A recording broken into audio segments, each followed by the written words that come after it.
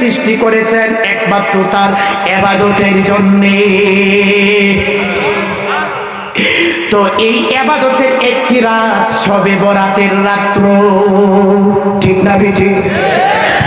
আমি ঢাকার আহলে হাদিস ভাইকে বললাম, ভাই শবে বরাতের পক্ষে 15টি হাদিস আছে, তার মধ্যে একটি সহিহ হাদিস আমি আপনাকে শোনায়া দিচ্ছি। হাদিসটি খুব খেয়াল করবেন।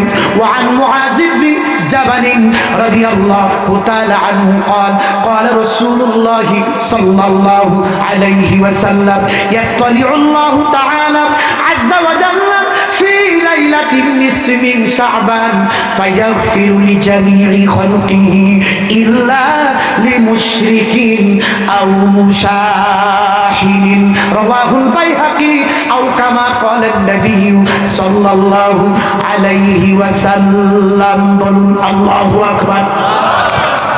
বাজান হাদিসের অর্থটা বলবো? এই মুরব্বী বাজান বলবো?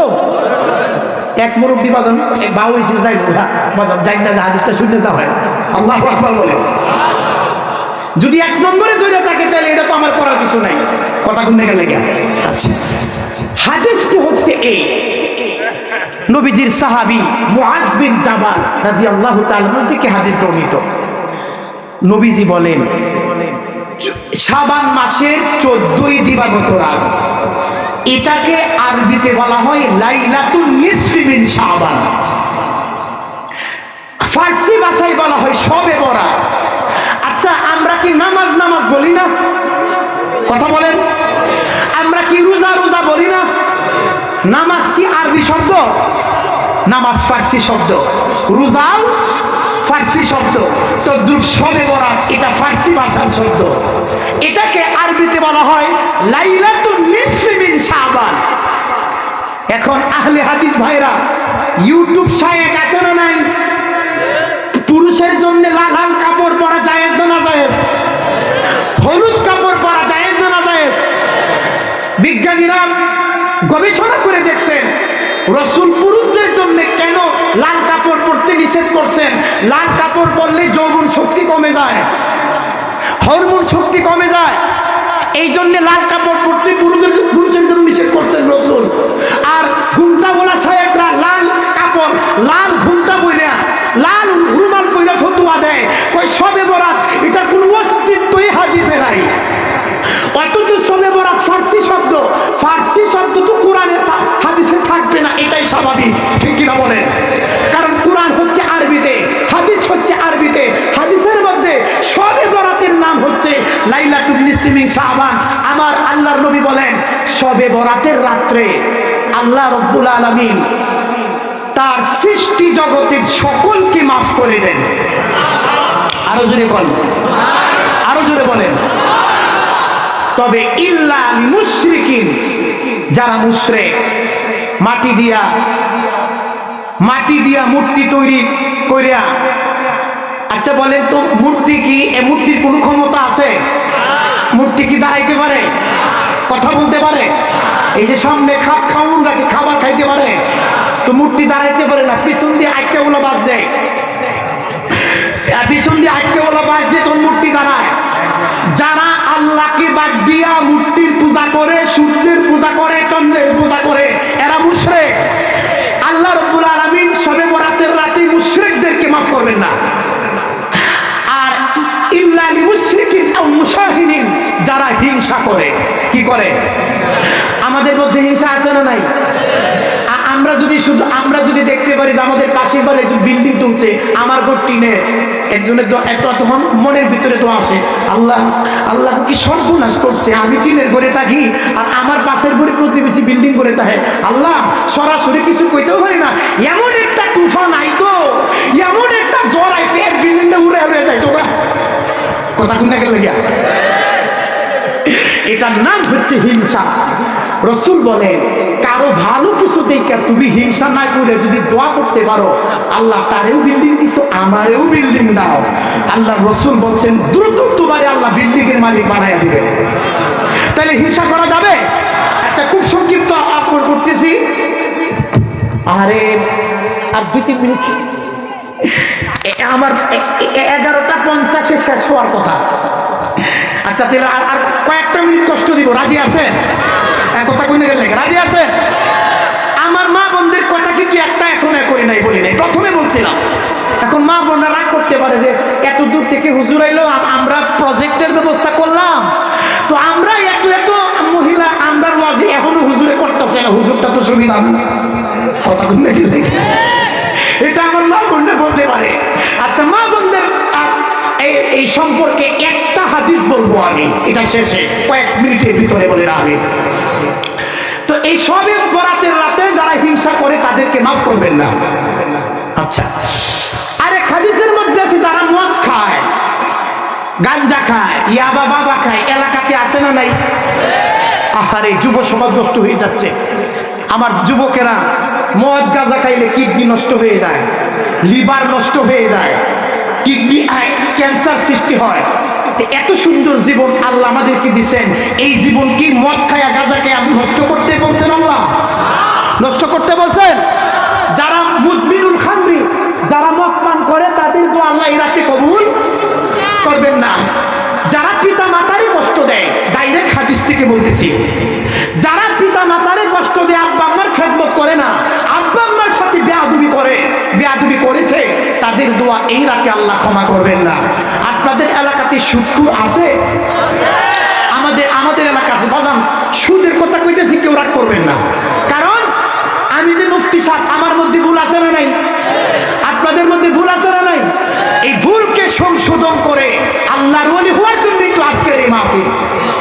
কথা ঠিক না বেটি? যারা সুদ খায় তাদের দোয়া আল্লাহ এই রাত্রি কবুল করবেন না। যারা এই জাদু করে, বেদ মানে, আমাদের সমাজের কিছু লোক আছে মানুষের বেদ মানে মাইরা লায়। কথা কইলে গা? যারা বেদ মানে, যারা জাদু করে, এদের তো আল্লাহ এই রাত্রি কবুল করবেন না, এরা হতভাগা।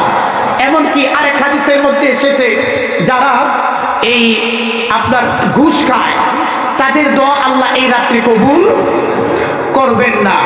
তবে তবে তবে যদি একজন সুদখোর, একজন ঘুষখোর, যে পিতা মাতারে কষ্ট দেয়, যে মদ পান করে, যার ভিতরে হিংসা আছে, যে আল্লাহরে বাদ দিয়া মূর্তির পূজা করে, এই সকল পাপীরা যদি আল্লাহর কাছে তওবা করে, আল্লাহ পিতা মাতারে কষ্ট দিছি, আজকের রাতে তওবা করলাম, আর আব্বা আম্মারে কষ্ট দিব না।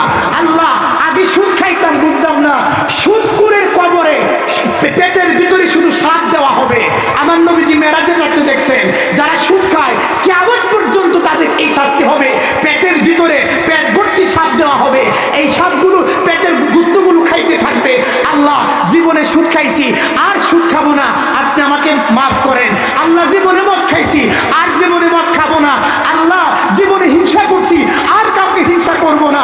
এইভাবে যদি দুনিয়ার সমস্ত গুনাহগার ব্যক্তিরা এই শবে বরাতের রাতে আল্লাহর কাছে তওবা করে, আল্লাহ রাব্বুল আলামিন তার তওবা কবুল করবেন, তার দোয়াও কবুল করবেন। আল্লাহু আকবার বলেন। তাহলে আমরা আল্লাহর কাছে এই রাতে তওবা করতে চাই কি চাই না? আমরা কি রাতে তওবা করব? আর এই রাতের দাম আছে না নাই? আছে না নাই? আচ্ছা খুব খেয়াল করে শুনবেন, তাহলে বোঝা গেল কেউ কোনো ব্যক্তি যদি তওবা করে গুনাহ থেকে, তাহলে এই রাতে তার দোয়া কবুল করা হবে। ঠিক না বেটি? আমার বাবাজিরা, তিরমিজির আরেকটা হাদিস, রাসূল বলেন, ইদা কানাত লাইলাতুন নিসমি শাবান ফাকুমু লাইলাহা ওয়া সুমু নাহারাহা। রাসূল সাল্লাল্লাহু আলাইহি সাল্লাম বলেন, যখন শবে বরাতের রাত আসবে, এই রাতে তোমরা দাঁড়ায়া দাঁড়ায়া নামাজ পড়ো। সুবহানাল্লাহ। এটা তিরমিজি শরীফের হাদিস। আজ থেকে 1300 বছর আগে এই হাদিস লেখা। প্রস্তাব করতে যাবে পাশের মসজিদের ইমাম সাহেব। সুবহানাল্লাহ। নাইলে আমি তো কেউরে ছাড়ি না, আমার মাহফিলে তো উঠলেও খবর আছে, কারণ ঘন্টার পর ঘন্টা আড্ডা দিয়ে নষ্ট করতে পারি। যে আলোচনা শুনলে ইমান শক্তিশালী হয়, গুনাহগার নেককার হয়, এই আলোচনা শোনার দরকার আছে না নাই? আর ওয়াজ শুনলে মুমিনের উপকার হয়, এটা আল্লাহ কোরআনে বলছেন। আল্লাহু আকবার বলেন। কেন আজকে যে আপনারা ওয়াজ শুনতেছেন, আপনাদের উপকার হচ্ছে না? বাংলাদেশ না, গোটা পৃথিবীর যদি গোটা পৃথিবীর সবচেয়ে বড় আলেমে যদি এখন বুঝায় শবে বরাত নাই,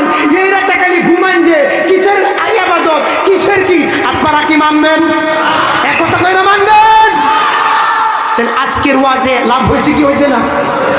আচ্ছা, রসুল বলেন তোমরা রাতের বেলায় নামাজ পড়ো, দিনের বেলায় রোজা রাখো। আপনারা ইনশাল্লাহ রোজা রাখবেন। আমরা রোজা রাখবো তিনটা। আজকে কি বার? শনিবার না? হ্যাঁ, আচ্ছা কালকে রবিবার দিন রাত্রে, সোমবার দিন রাতে আপনারা সাহরি খাবেন। তাহলে সোমবারে একটা রোজা, মঙ্গলবারে একটা, বুধবারে একটা, এই তিনটা রোজা। এটাকে আইয়ামি বিদও বলে, মানে প্রত্যেক আরবি মাসের প্রত্যেক 3 দিন, 13, 14, 15 এই 3 দিন সমস্ত নবীরা রোজা রাখতেন। আমরা তো রোজা রাখি না, কিন্তু আমাদের মা বোনদের জিজ্ঞেস করবেন, উনারা কিন্তু এই মাসগুলোতে অন্তত মাসের 3 দিন অনেক মা বোন রোজা রাখে কি রাখে না? রোজা রাখে কি রাখে না? আল্লাহর রাসূল বলেন, আমি আল্লাহর সন্তুষ্টির জন্য কেউ যদি একটা নফল রোজা রাখে, কয়টা? একটা নফল রোজা রাখে, তাহলে তার থেকে জাহান্নাম 70 বছরের দূরত্বে থাকবে। আল্লাহু আকবার বলেন। এখন এই সামনে তো রমজান আসতেছে, আমাদের এলাকাতে কিছু আছে, কিছু ভাই আছে, চাচা আছে, রোজা রাখে না। জিজ্ঞাসা করছি রোজা কে লেগে রাখুন না, কিছুদিন পরে তো মরে যাই ভাই, মানে দাদা হয় আর কি, চাচা দাদা হয়। আমার গ্যাস্ট্রিক, তুমি কি জানো না আমার গ্যাস্ট্রিক এর লেগে রোজা রাখতারি না, আমার গ্যাস্ট্রিক হয়েছে। কথা কই না কেন লাগিয়া? রমজান মাসে আমাদের সোনার বাংলাদেশে দোকানপাট খোলা থাকে না, কথা কই না কেন লাগিয়া? দিনের বেলায় কি খাওয়া হয় না? আমার দোকানদার ভাইদেরকে অনুরোধ করে বলি, রিজিকের মালিককে, আপনার রিজিক আল্লাহ দেয় না? আপনি রোজা দিনের বেলায়, যারা রোজা রাখে না এদের তো গুনাহ হয়। আপনি দোকান খুললা দিনের বেলায়, আল্লাহ এই রমজান মাসের পবিত্র মাস, এই মাহে রমজানুল মুবারকে আপনি দোকান খুললা যাদেরকে খাওয়ার সুযোগ করে দিলেন, আপনার ডাবলের গুনাহ। কথা ঠিক না বেটি? তাহলে দিনের বেলায় কি দোকান খোলা যাবে? দোকান খোলা যাবে না। এখন কেউ বলতে পারে, হুজুর আমার তো গ্যাস্ট্রিক, কেমন রোজাটা রাখবো? পৃথিবীর সকল ডাক্তাররা একটা কথা বলছেন, এই রোজা রাখলে গ্যাস্ট্রিক তাড়াতাড়ি ভালো হয়। আল্লাহু আকবার বলেন। গ্যাস্ট্রিক মানে কি? এক ধরনের আলসার না? আলসার মানে কি? ঘা না? এখন ধরেন যে আমার হাতের মধ্যে ঘা হয়েছে, ও শুধু খাইতেছে, আবার গুতাও দিয়ে করতে তিনলে গা ভালো অবস্থাকে লেগে এই গা মনে হয় তাড়াতাড়ি ভালো হয়ে যাবে। কথা কই না কেন লাগিয়া? এই গা তাড়াতাড়ি ভালো হইব? গ্যাস্ট্রিক হচ্ছে পেটের ভিতরে এক ধরনের ঘা। আপনি যত বেশি খাবেন তত এখানে এই খাবারটা যখন পেটের ভিতরে যাবে তখন এটার সাথে ধাক্কা লাগবে। এই জন্যে ডাক্তাররা বলতেছেন, গ্যাস্ট্রিক রোগীরা যত কম খাবে তত তাড়াতাড়ি গ্যাস্ট্রিক রোগ ভালো হবে। আর চীনের বিজ্ঞানীরা তো বলেই দিয়েছেন যে মুসলমানরা যে রোজা রাখে, এই রোজা যদি আমরা কাফের বেঈমানরাও রাখি, তাহলে আমাদের চীন দেশে কোনোদিন গ্যাস্ট্রিকের রোগী থাকবে না। এই যে গ্যাস্ট্রিক, যে রোজা রাখলে যে গ্যাস্ট্রিকটা ভালো হয়, তো এই গ্যাস্ট্রিকের অজুহাতে আমরা কি রোজা রাখবো না রোজা ছাড়বো? রোজা রাখবো না ইনশাল্লাহ। আচ্ছা, রোজা রাখলে ক্যান্সারের কুশ নষ্ট হয়। আল্লাহু আকবার। আপনার আমার শরীরে যে কুশগুলোর দ্বারা শরীরে শক্তি পায়, শরীরের মধ্যে যে শক্তি হয়, যে কুশগুলো রোজা রাখলে এই কুশগুলো আরো শক্তিশালী হয়। আল্লাহু আকবার বলেন। এই জন্য ডাক্তাররা বলছেন রোজা রাখলে শরীরের 20টি উপকার হয়। তাইলে আমরা রোজা রাখবো না ছাড়বো? তাহলে আমার সম্মানিত বাবাজিরা, লাইলাতুন নিসফি, শবে বরাতের রাতে দিনের বেলায় নামাজ, এই রোজা রাতের বেলায় নামাজ। আপনারা কি নামাজ পড়বেন? কথা কোন নাকি লাগে নামাজ পড়বেন? আচ্ছা, এখন এক সাহেব প্রশ্ন করছে, হুজুর এই শবে বরাতের রাতে আল্লাহ বান্দাদেরকে ডাকতে থাকেন, শবে বরাতের রাত ছাড়া অন্যান্য রাতে তো আল্লাহ বান্দাদেরকে ডাকেন, তাইলে প্রতিদিন আল্লাহ বান্দাদেরকে ডাকতে থাকেন, তাইলে শবে বরাতের রাতের আলাদা গুণ কোথায়? এই যুবক ভাইরা, এটা জানতে হবে। আমার আহলে হাদিস ভাইদের প্রশ্ন, এই সমস্যা বাজান কোন ঝামেলা? আচ্ছা, আল্লাহু আকবার বলেন আল্লাহু আকবার। একটা প্রশ্ন করে যে হুজুর আপনারা বলতেছেন শবে বরাতের রাতে আল্লাহ তার বান্দাদেরকে ডাকেন, কি আসো গুনাহগার মাফ করে দিব, কি আসো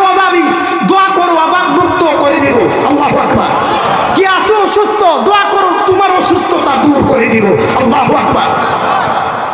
আহলে হাদিস ভাইরা যারা শবে বরাত মানে না, তারা বলতেছে এই ডাক তো আল্লাহ প্রতি রাতেই ডাকেন, তাহলে শবে বরাতের রাতে ডাকার আলাদা এই লাভ কোথায়, বেনিফিট কোথায়? এর জবাব হচ্ছে আল্লাহ রাব্বুল আলামিন প্রত্যেক রাতে ডাকেন রাত্র 12টার পরে। সুবহানাল্লাহ। আল্লাহ রাব্বুল আলামিন প্রত্যেক রাতে তার বান্দাদেরকে ডাকেন শেষ রাত্রে, যে বান্দা তোমার কি দরকার।